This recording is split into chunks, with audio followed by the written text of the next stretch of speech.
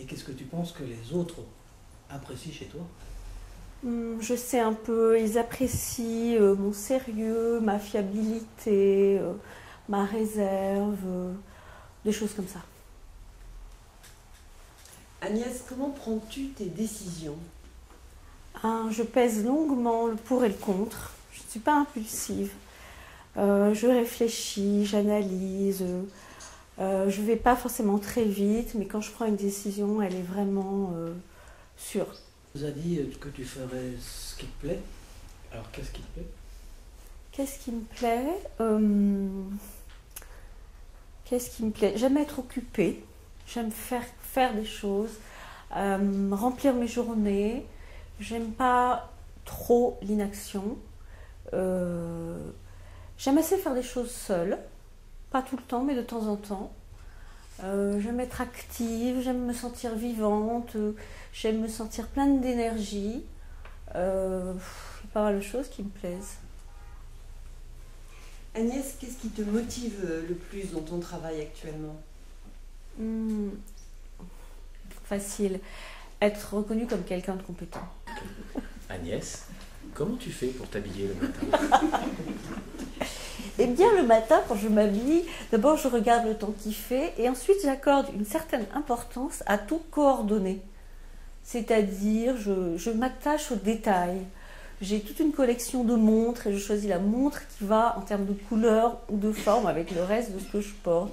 J'ai toute une collection de bagues, c'est pareil. Et tu vois, j'accorde de l'importance aux détails. Donc je coordonne, c'est ça ce qui m'amuse. Agnès, quel est le comportement qui t'énerve le plus chez un interlocuteur? J'aime pas du tout qu'on me manque de respect. Comment tu choisirais une voiture? J'aime assez les voitures. J'ai souvent changé de voiture. Je suis assez sensible à la marque et à l'esthétique, à la forme, à l'élégance d'une voiture. Oui, ça m'intéresse assez les voitures. Quel est le genre de film que tu apprécies? J'aime les films et les romans d'ailleurs et les livres dans lesquels je m'attache aux personnages. Et si je me sens en lien, je crois aux personnages, ils m'intéressent ou ils me touchent, alors je suis emmenée, transportée. Qu'est-ce qui te perturbe le plus dans ta vie professionnelle? Si on ne me reconnaissait pas de compétences, si on me disait ce que tu as fait, ça vaut rien, je sais pas quoi, ça me perturberait beaucoup. Si tu dois faire un reproche à quelqu'un, ça serait plutôt sur quel thème? Ici, faire un reproche ici? Non, pas ici, en général dans ta vie. Ça serait que tu n'as pas tenu parole. Savoir, est-ce que tu as préparé à l'avance tes vacances? Le moins possible. Pourquoi? Parce que je déteste ce qui est préparé. 15 jours. Et tu as des projets pour la rentrée? J'attends qu'on me sollicite pour en avoir, j'attends que ça. Donc c'est pas la peine que je m'use à rechercher, à faire des choses quand il n'y a personne. Est-ce que tu fais de la prospection commerciale ou est-ce que tu attends plutôt qu'on vienne te chercher? J'attends qu'on vienne me chercher. Est-ce que ça représente une difficulté pour toi d'aller vers les autres? Non. Et qu'est-ce qui t'énerve chez quelqu'un lors d'une formation? Les personnes qui veulent vérifier chaque point l'un derrière l'autre, que les choses se fassent dans un ordre très précis, tel que prévu dans l'agenda.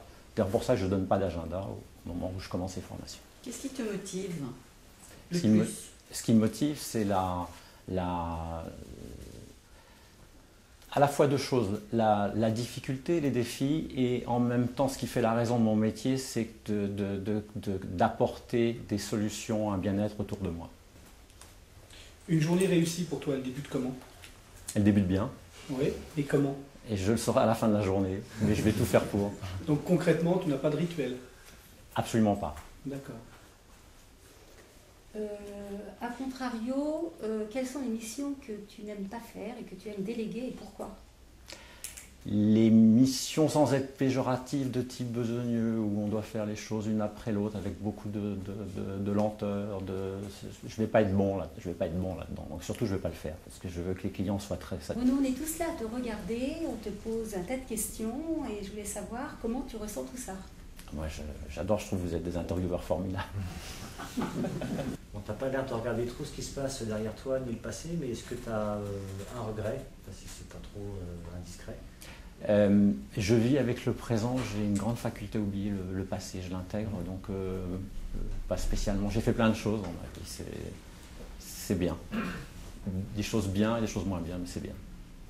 Et une aventure que tu aimerais vivre? Ah, celle que je vis aujourd'hui.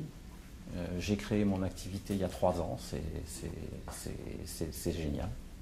Et dans le domaine non professionnel? Non professionnel, j'ai vécu beaucoup d'aventures. J'ai entendu. Et donc,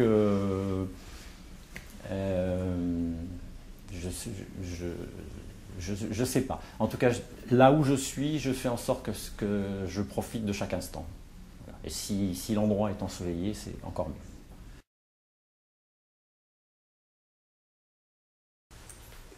Christine, on te demande de te qualifier en 4 mots. Que dis-tu? Exigeante, empêcheuse de tourner en rond, rigolote, fatigante. Merci. Qu'est-ce qui justifie qu'on puisse te dire que tu es fatigante? Du fait que je sois exigeante, que j'ai tendance à en demander, et aussi parce que j'ai besoin que ça bouge. Quel est le pire que quelqu'un pourrait te dire? Je suis ringarde. Non, et je dirais de façon plus sérieuse que je tiens pas la marée ou je suis pas digne de fiabilité, de confiance. Voilà, je suis pas là. J'ai pas été là. Je ne sors jamais d'une formation en disant que j'étais excellente. Je suis la reine, moi toute seule, en me disant ouais c'était bien, oui mais il y a ça, et il y a ça, et t'as pas fait comme ça. Et puis là, j'ai bien vu qu'un tel, il n'avait pas vraiment adhéré totalement. Donc déjà, moi, j'ai tendance à m'attraper par l'oreille et voilà. Ça peut servir l'humilité. Si vraiment je ressens ou qu'on me renvoie, hein, on me l'écrit ou on me dit c'était pas du tout concluant, votre truc, ce qui peut arriver en rendez-vous commercial ou autre, ou en formation, je suis mal. J'ai pas été à la hauteur. Pourquoi pourrais-tu te battre? Ah, pour une cause à laquelle je crois, oui. Pour vraiment des choses qui me semblent... Je les imposerai pas, mais c'est vraiment... j'ai le sentiment que sur quelque chose qui me tient vraiment à cœur, qui est un fondamental, hein, on usurpe, on spolie quelqu'un, oui, je prends le flambeau. Est-ce que tu aimes qu'on te fête ton anniversaire? Non. C'est un principe. Et je respecte, je vis avec des gens qui aiment bien qu'on fête leur anniversaire. Je ne suis pas moteur dans ces cas-là. Par contre, je suis moteur pour des surprises. Je n'aime pas qu'on me fête mon anniversaire. Enfin, je n'aime pas, j'accepte. Hein. Si on me fait un cadeau, je ne vais pas dire non. Mais en même temps, dans mes principes, je me dis que c'est plus facile de surprendre quelqu'un qu'on aime à un moment où il ne s'y attend pas, un moment où ça va vraiment lui faire un clin d'œil avec un truc. Tu sais, tu tombes sur un objet et tu te dis, tiens, mais ça... mon ami, une copine, un ami, mon enfant, ma grande fille, elle va être trop contente. Et là, tu fais semblant. Moi, je me rappelle quand mes gamins étaient petits, je fais semblant de les fâcher en disant ouais, c'est insupportable de voir tous les deux dans la cuisine tout de suite dans un quart d'heure.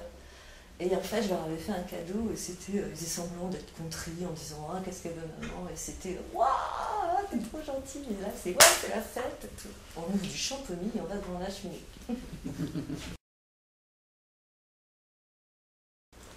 Gérard, qu'est-ce que tu as ressenti quand on t'a dit que c'était toi qui allais passer au film aujourd'hui?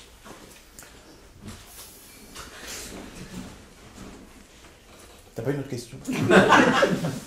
Non, franchement. J'ai rien ressenti. Gérard, tu aurais envie de travailler avec quelqu'un qui... Qui? Comment terminerais-tu la phrase? Comment compléterais-tu la phrase? J'aimerais travailler avec quelqu'un qui me fait rire. Quand tu veux te faire plaisir, Gérard, qu'est-ce que tu fais? Tu veux un exemple ou plusieurs? Gérard, de toutes les questions qu'on vient de te poser, laquelle as-tu préférée? Je ne me souviens pas de toutes les questions. Le type de séminaire que tu aimes animer aujourd'hui? Les séminaires où ça part dans tous les sens.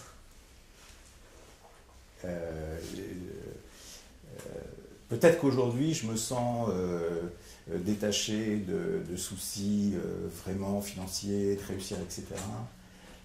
Mais vraiment, les séminaires où je m'éclate le plus, c'est justement des séminaires où il y a de l'imprévu.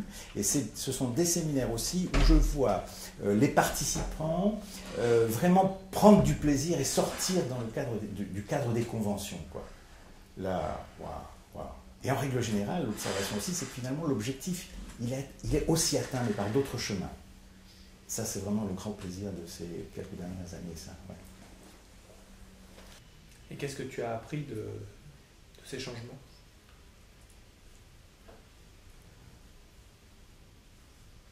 J'ai l'impression que le rire me sauvait de pas mal de situations, me sauvait au sens de m'épargner, me protéger, enfin je ne sais pas comment dire, quoi. Et ce que j'ai appris de ces situations aussi,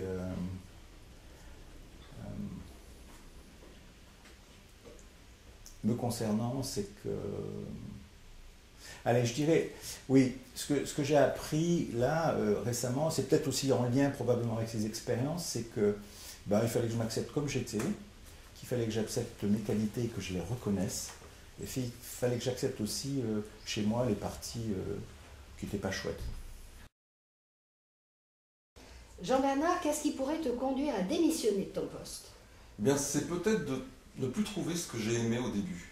C'est-à-dire la joie de vivre, la joie de travailler, d'avoir des choses amusantes aussi. Et qu'est-ce qui te donne la joie de vivre? Créer des choses originales. Merci. C'est quoi une journée réussie pour toi? C'est une journée où je me suis levé avec beaucoup de dynamisme et puis j'ai fait beaucoup de bien autour de moi, j'ai travaillé, j'ai donné, j'ai échangé et puis ça se termine bien. Quand tu fais un cadeau, qu'est-ce que tu aimes offrir? Tout, à partir du moment où ça fait plaisir et que je peux le voir dans le visage de quelqu'un. Qu'est-ce que c'est quelqu'un de bien pour toi? Quelqu'un de bien, c'est quelqu'un qui a donné quelque chose aux autres. Est-ce que tu as un ou des héros? Des héros, oui, mais ce serait plus des personnes que des gens imaginaires. C'est des gens qui ont fait quelque chose de bien. Nelson Mandela, par exemple. Qu'est-ce qui te dérange particulièrement chez un interlocuteur? Qu'il assène des vérités et qu'il ne laisse pas de place à l'autre. Qu'est-ce que tu regardes à la télévision? Des infos. Je n'arrive pas à trouver mon bonheur dans le reste. Même si le bonheur est dans le pré, pareil, mais non, j'y arrive pas. Donc beaucoup d'infos.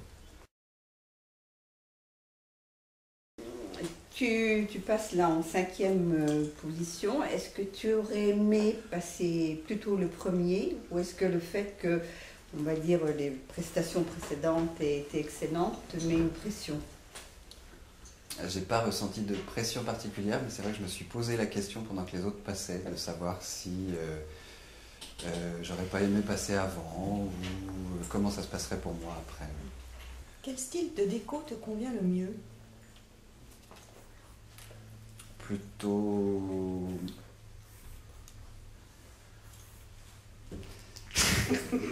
J'en ai plein qui passent là. Donc, comment dire? Style de déco qui me convient le mieux, c'est simple. Simple, pratique. Simple, pratique et joli.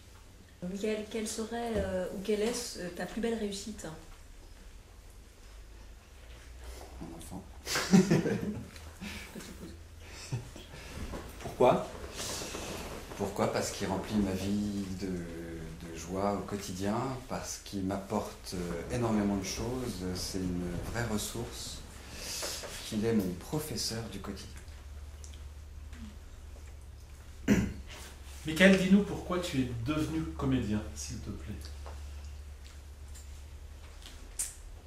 Pourquoi je suis devenu comédien? Parce que j'en avais besoin. Parce que j'en avais besoin pour arriver à m'exprimer, à sortir de ma coquille. Je n'ai ressenti un réel besoin à un moment dans ma vie, et assez tôt d'ailleurs, parce que j'ai commencé le théâtre, j'avais 11 ans. C'était sous l'impulsion de ma mère la première fois, mais je lui en ségrais depuis. Quel est le cadeau que tu as reçu déjà qui t'a fait le plus plaisir? Le cadeau que j'ai reçu déjà et qui m'a fait le plus plaisir...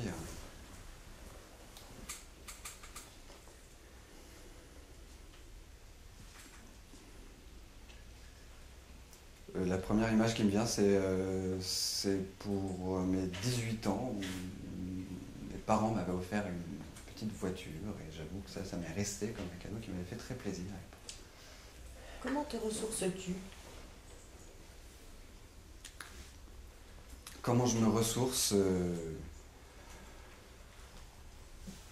En famille. En fait, ouais. Là, j'ai l'image de moi en train d'être seul en famille. C'est-à-dire que j'ai cette faculté de pouvoir faire accepter aux autres qu'ils me laissent tranquille. Et c'est comme ça que je me ressource. J'ai besoin d'eux, ils le savent, je suis là, mais je ne suis pas vraiment là. C'est ça qui me ressource. Sinon, je vais marcher, ça me fait du bien. Sur quoi aimes-tu être sollicité?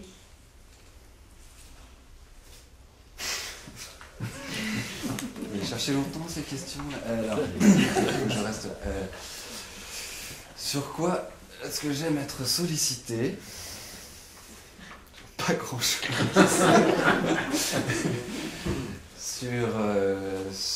Sur quoi? Sur le théâtre, quand on me propose un rôle, ça, c'est vrai que ça me fait plaisir. Ça, j'aime beaucoup. Je crois que j'aime bien être sollicité, en fait. J'aime bien qu'on vienne me chercher, mais là, la question, j'ai pas de réponse, a priori. Oh, tu parlais de voiture tout à l'heure. Tu préfères cabriolet sport, limousine ou vieux taco? Je suis en moto.